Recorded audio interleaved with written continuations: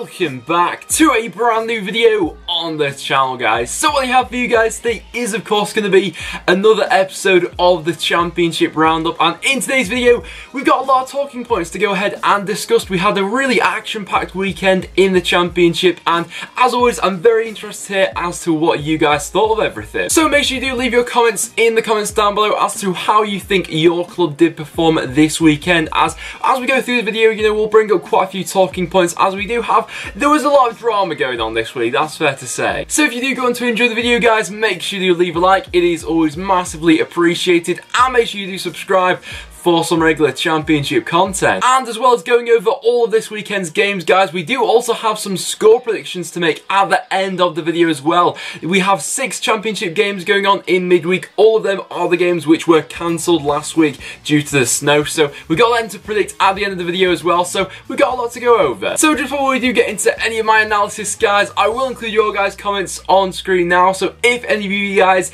did successfully manage to get any of your score predictions this week, I will include them on screen now. And fair play to everyone who did get a score prediction. It was a pretty hard one in my opinion. You know, we had a lot of really topsy-turvy results this weekend, and I don't think any of mine were right, so fair play to everyone who got one. So our first game to talk over is actually a 0-0, so not the most exciting game to kick off the video. That's all Burton Albion draw with Bristol City in a point which doesn't really do either side too many favours really, of course.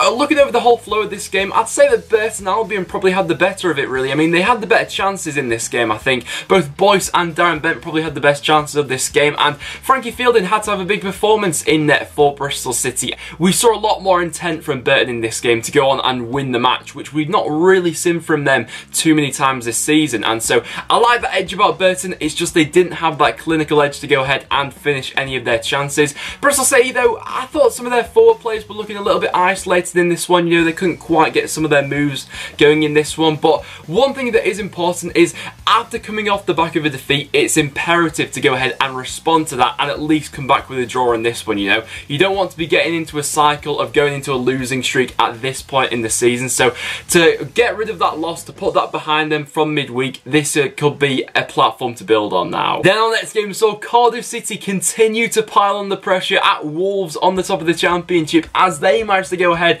and claim a 3-2 home victory over Birmingham. Now, this really was a game of two halves really. You know, in the first half, Birmingham defensively really shot themselves in the foot for it, you know. Cardiff, they were coming straight at Birmingham, putting them under loads of pressure, and they just crumbled really in the first half, you know. And with a team scrapping it out at the bottom of the Championship like Birmingham, they can't afford to be starting games like this, you know. It was Mendes-Liang, Bryson and Patterson who managed to get all the first half goals for them, and they did look pretty comfortable, Cardiff, for that first half. You know, Birmingham weren't really at it, but Gary Monk must have said something at half time, because I've got to give Birmingham credit for this. They more than deserve to get back into this game with how they performed in the second half, and if it wasn't for a couple of key saves from Neil Etheridge, the Cardiff goalkeeper, Birmingham probably would have got a point from this one. So it just goes to show that Birmingham have the capability to be playing this sort of football which could see them survive at the end of the year, but they can't afford to be giving away games like this so early on, conceding the 3 goals. And Cardiff now only 3 points behind Wolves. Cardiff fans, what are you thinking? Let me know down below. And our next game, guys, is without doubt one of the most bizarre games of Championship football I've ever seen. In the end, it did finish Hull City 4, Norwich City 3 in a game where there were 4 penalties in total, and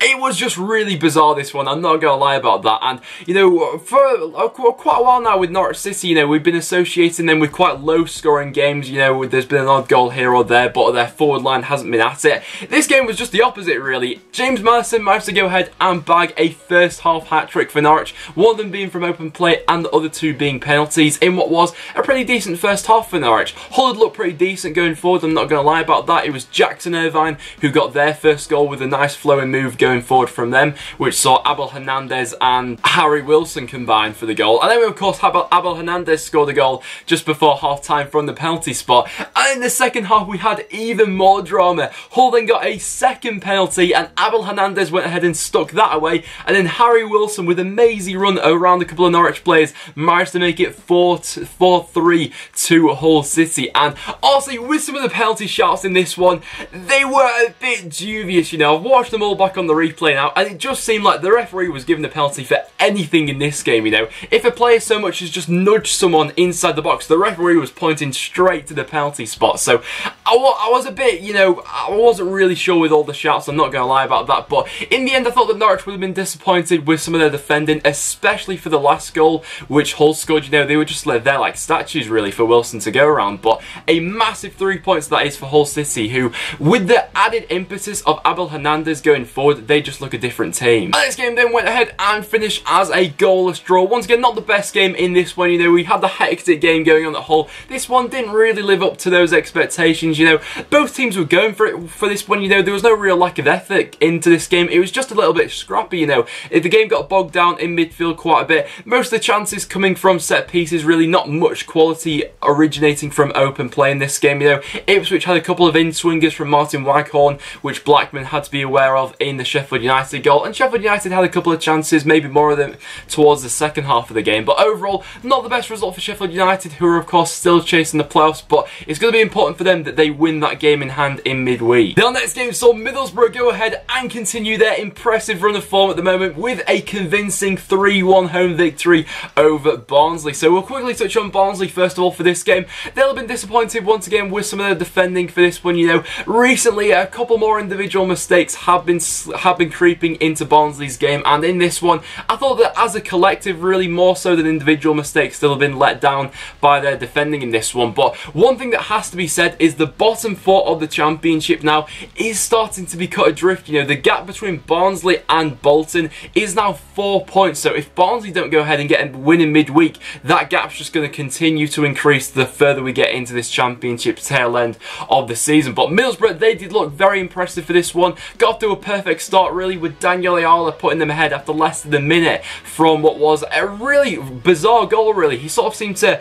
get in the middle of two Barnsley players and just dangle a leg at it, and it ended up in the back of the net. Adama Traore then doubled their lead with a fantastic solo effort. Bit of skill from him on the edge of the box, and then he jinked it into the bottom corner with a very nice finish. And then it was Patrick Bamford who finished it off in the 53rd minute. So Middlesbrough at the moment, it has to be said, looking like a very strong shout for the playoffs. And then to a side who maybe still has a slim possibility of just sneaking into the playoffs come the end of the season. This one saw Millwall go ahead and continue their impressive unbeaten run with a 1-0 home victory over Brentford. So of course, both these two sides are in a similar part of the table. You know, they're just meandering below the playoffs. I think Millwall now are 6 points off 6th place. So who knows, you know, we've seen crazier things happen in the Championship, but they got off to the perfect start in this one. After about 50 seconds, George Saville managed to go ahead and put the home side into the lead, and honestly, I was a bit surprised there weren't more goals in this one, really. Of course, both sides have bolstered pretty good attacks so far this season, you know, especially Brentford,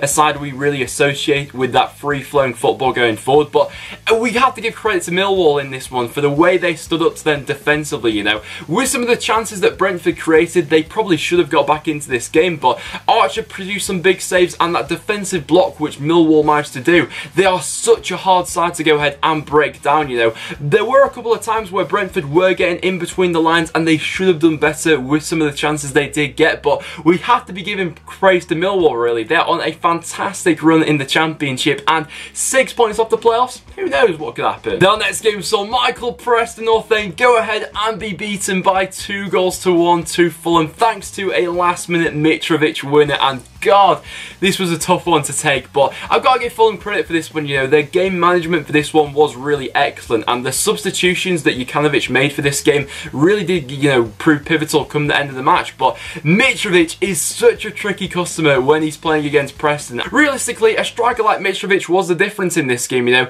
he wasn't really too much involved in this game, but when the two chances came his way, he was snapping them up straight away, and that's the difference, in my opinion, between a side like Preston and someone like Fulham, of course. Currently, they are probably in the best run in the Championship. The way they're playing really is impressive, but I thought that Preston had a really good game in this one, and that's why it was so tough to go ahead and take the defeat from it. You know, I thought that with the way Preston played, you know, the high-pressing football that was really on show in this one, you know, we were forcing Fulham into some mistakes on the ball, and we weren't making it easy for them. We weren't giving them a lot of space to pass in between the lines, and some of the chances we created as well, you know, we need to be better with that. Considering how many chances we did have in this game, we should be scoring more than one goal. Of course, it was Shawnee Maguire who went ahead and got on the score sheet for Preston Preston once again.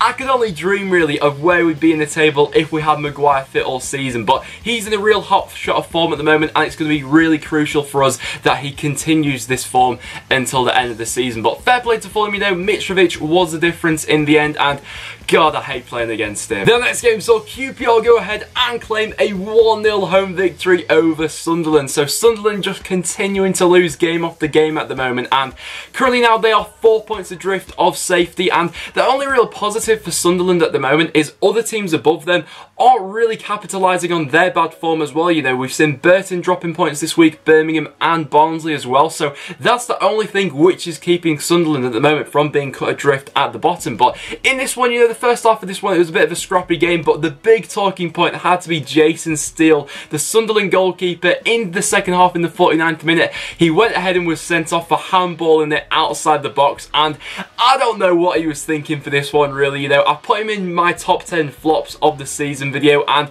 this was just another testament to that really. You know, Sunderland, they've had some dodgy keepers this season, but Jason Steele, I'm not sure what he was doing. I don't know if he thought he was inside his box, but it was an obvious red card for this one, and after that then allowed, of course, QPR to put more pressure on them going forward, which in the end saw them get the goal. And it wasn't the best display from either side, I don't think. You know, there wasn't too much quality on display for this one, but the longer Sunderland continue losing games, you know, I can't see them turning the corner at the moment. And this game then went ahead and finished as a 2-2 draw between Reading and Leeds United. Reading not really too safe from relegation yet, you know. Currently they're only just 6 points off the drop zone, so they still do need, you know, to pick up a couple of victories from now until the end of the season to ensure they'll be in the Championship next year. But in this one, it was John Daddy Bodvarsson who gave them the lead after just 16 minutes. Reading, I think they showed a bit of an improvement to some of this football we've been seeing lately from them. You know, Leeds, they seem to be playing a bit of a higher line, which their wingers, that Reading's wingers, could get in behind. We saw a couple of chances originate from that, and maybe they could have taken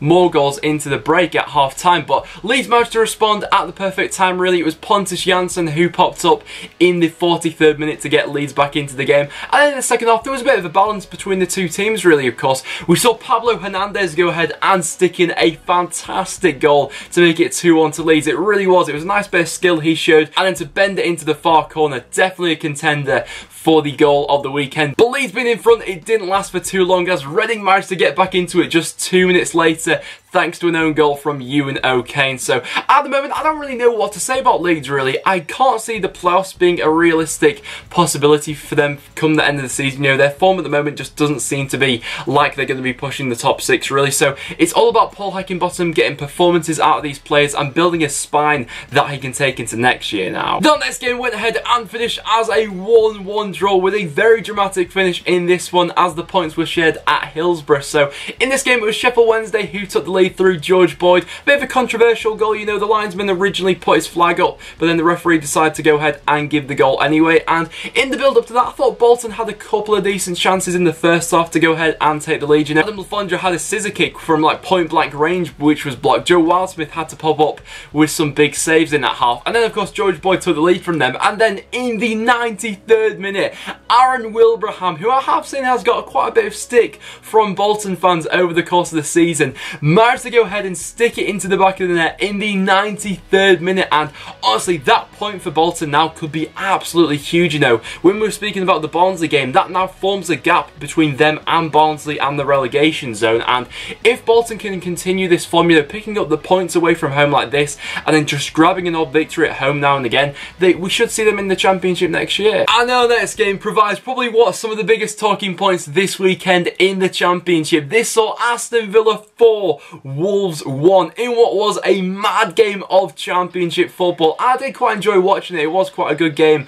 to go ahead and watch. So going into half time of this one, it was 1-1 and pretty level between the two sides. You know, I'd say that Villa probably edged the first half of this one. Some of Robert Snodgrass's set piece deliveries in this game were absolutely on point. You know, they are so hard to defend. But one thing I did say going into this game in my preview preview video was that I haven't been totally convinced by Wolves' defence recently, and I got a bit of backlash from Wolves fans for that, but what that was on show for this one, you know, that can't really be disputed with. Aston Villa put the pressure on that Wolves back line, and in the end that did tell, you know. The first goal from Adoma, it was pretty stroppy, you know. Wolves failed to clear their lines, and then after a couple of attempts, he managed to go ahead and bundle it into the back of the net. Wolves' equaliser was similarly quite scrappy, really. It was Jota who managed to get the ball in after a couple of scrambled attempts for that one, and then in the second half, Aston Villa just upped the ante for this one, really. They carried on piling the pressure towards Wolves. Once again, some fantastic set-piece deliveries from Robert Snodgrass. It was James Chester who managed to put Villa back in control in this one, and then after that, they just started to run away with it, really. Lewis Grabban then pounced on some more dodgy defending from Wolves to make it 3-1, and then in the 85th minute, they managed to wrap it up with a very nice goal to make it 4. So, Aston Villa now, what are your thoughts, really? Do you think that it is possible to catch Cardiff, or maybe even Wolves as well? And Wolves fans, one question I'd ask for you guys is, are you that bothered about finishing first in the Championship? Or, you know, would you mind coming second? Because at the end of the day, promotion is the main aim. Of course, first would be nice, but Cardiff at the moment, they're catching up fast. Only 3 points now. Then, as for the Sunday game, we saw a derby going on between Nottingham Forest and Derby County, and in the end, it was a little bit of a disappointment. It did finish as a goalless draw in this one, and Forest, I was a little bit disappointed with them going forward. I'm not going to lie about that. They ended this game with no shots on target. The best chance for Derby coming in the first half when Costel Pantilimon made a magnificent double save from both David Nugent and Tom Lawrence to keep Forest in the game for this. And honestly, Derby's attacking impetus, you know, it was on show for this one. They were the better side going forward, but fair play to Forest. One thing you would say about Isa Karanka at Forest is he's looking to make them hard to beat, and that was on show in this one, you know. Derby were finding themselves quite frustrated for large majorities of the game, of course. One of the big talking points from this game was that Tom Huddleston was sent off in the 81st minute. Do I think it was a red card? Honestly, I don't. I thought it was very harsh. Lee Tomlin, of course, the Derby fans, definitely not going to be a big fan of him, you know. I went ahead and included him in my top 10 most hated Championship players, and with him going to the ground quite easily in this one, it was clear to see why he was included in that video. But in the end, the points were shared in this one. A bit frustrating for Derby, you know. They have been drawing a lot of games recently, and Derby fans, I'd be interested to hear from you guys. Do you think that you will hang on to the playoffs this year, or can you see yourself slipping out of it again? Let me know down below. So guys, there were all this weekend's Championship matches. So like I said at the start of the video, make sure you leave them in the comments down below as to what you made of your team's performance. So in terms of my result of the weekend, I mean, realistically, there could only be one. It is, of course, going to be Aston Villa for picking up that 4-1 victory over Wolves. And then as my goal of the weekend, quite a few contenders for this one. I'd be interested to see what you guys go ahead and vote for. But for me personally, I'm going to go ahead and give it to Pablo Hernandez for that nice little goal he scored for Leeds against Reading. So guys, before we do wrap up the video, we do have some score predictions to quickly go over for some of the games which are taking place in midweek. So feel free to leave these in the comments down below as well. So we got Aston Villa going up against QPR. I mean, QPR, they did get a nice victory over Sunderland, but I can't be backing against Villa at the moment with how well they played in that game against Wolves. For this one, I'm going to back Villa for a 2-0 home victory. Barnsley going up against Norwich. That is a huge game in Barnsley's season, and for that one, I'm actually going to back a 0-0 draw for that one, really. Brentford going up against Cardiff. Cardiff at the moment just churning out these victories. I did think in the second half of that Birmingham game they showed a bit of vulnerability, but even so, I'm going to go for a 2-1 away victory. Ipswich going against Hull City at the moment. They just seem to have a new impetus going forward now. Now that Abel Hernandez is back fit, they've definitely got a new dynamic going forward. For this one though, I'll go for a 1-1 draw. Sheffield United going up against Burton. I do fancy Sheffield United to get back to winning ways with a 2-1 victory in that one. And then we do have Wolves going up against Reading. That one will be a very interesting watch, but I do fancy Wolves to get back to winning ways, and I'll back them for a 2-1 home victory. So guys, there you have it. That will wrap it up for this episode of the Championship Roundup. So if you have enjoyed, make sure you do leave a like. It is always massively appreciated. As well as that, make sure you do leave all your comments in the comments down below for what you made of your team's performance this weekend. But apart from that, guys, thank you so much for watching, and I'll see you all in the next one.